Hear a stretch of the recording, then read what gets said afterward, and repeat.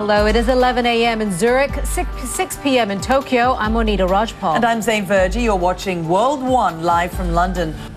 FIFA is poised to re-elect Sepp Blatter as president, perhaps the most controversial leadership vote in the history of football's governing body. Not only is he standing unopposed, FIFA ignored late calls to postpone the ballot from England's Football Association. Britain's Prince William, the president of the English Association, supported that call, and so has the Scottish Association. In a stunning about-turn, though, FIFA Vice President Jack Warner, suspended from his duties at the weekend amid a corruption investigation, urged FIFA members to get behind Blatter's bid.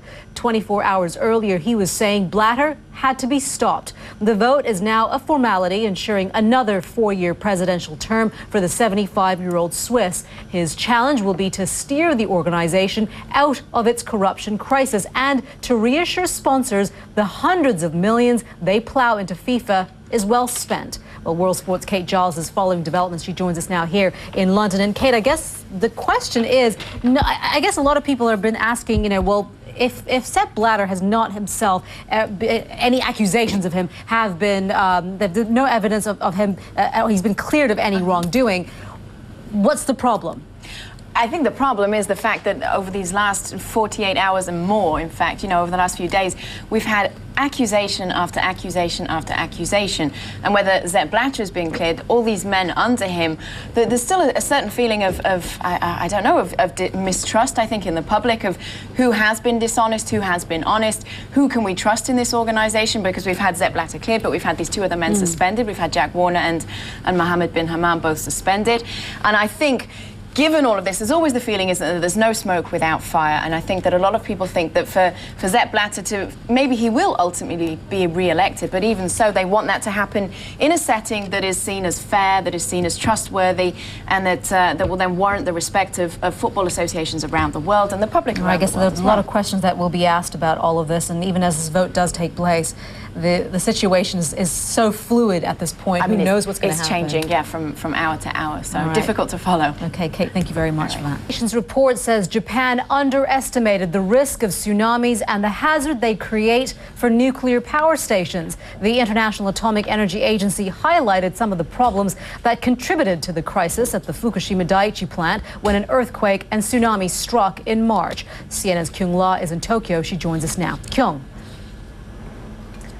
Well, Monita, basically, this is a preliminary summary of this fact-finding mission of the IAEA. This team has been here for the better part of a week now, trying to figure out exactly what happened, what kind of lessons learned there are. So, in a nutshell, this is what they found, that Japan's response post-disaster has been, quote, exemplary. The problem was in the preparation, that the government of Japan did not look at the tsunami risk adequately, that the tsunami hazard for several sites was, quote, underestimated. For example, the walls around the Fukushima nuclear plant, those tsunami walls, they're built to withstand a tsunami wave of 5.7 meters maximum. Kyung, I guess, we all know that hindsight is 20/20 and lessons can be learned, but I'm wondering if the Japanese, and especially those that have been affected there in Sendai, are asking the question, especially hearing what we just heard there in that soundbite, that you can make nuclear power plants safe.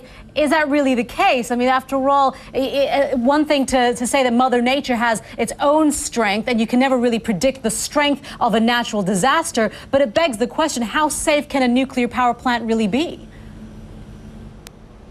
Especially when you consider the fact that Japan is in the Pacific Ring of Fire. There are so many earthquakes here in Japan. But basically, by trying to prepare for the extraordinary, the IAEA team says you can mitigate that risk. And I think any expert here will tell you that you cannot make something foolproof. But welcome back. You are watching World 1. Here's some of the stories we're talking about. British supermodel Naomi Campbell is said to be insulted and hurt after Cadbury compared her to chocolate in one of its campaigns. Now, the ad featured a photo of a chocolate bar sitting on a pile of diamonds. The slogan read, "Move over, Naomi, there's a new diva in town."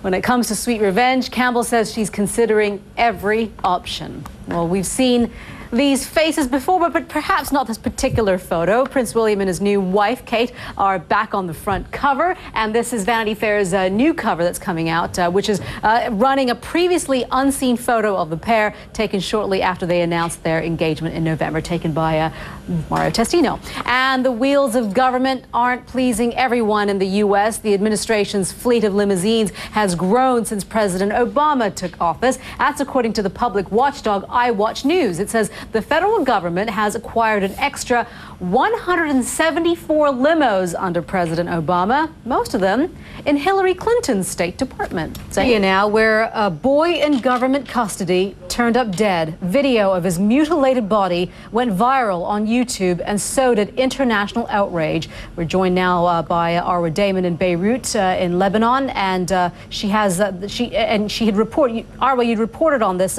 when it first began. Tell us more.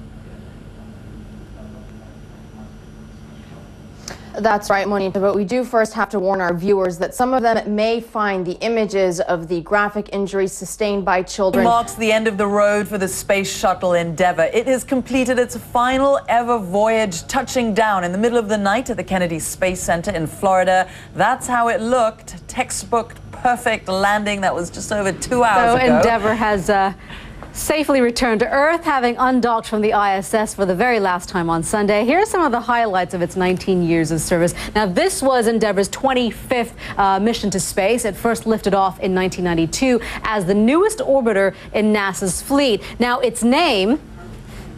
Let's try and do this again. I'm sure guys at NASA could do a better job than I can. Its name was picked following a competition involving thousands of school kids. Endeavour comes from the famous ship of the same name, captained by British explorer James Cook in the 1700s. Then we have the Shuttle, which has now spent 299 days in space. Before the final voyage, it had traveled over 186 million kilometers and orbited the Earth almost 4,500 times. And now it's being retired and will be put on public display, as John was saying there, at a California museum. And then next month, I'm having a bit of trouble here myself. Next month, its sister, Atlantis, will take off from the Kennedy Space Center, and that will be the final mission before NASA grounds all its shuttles for good. Zain.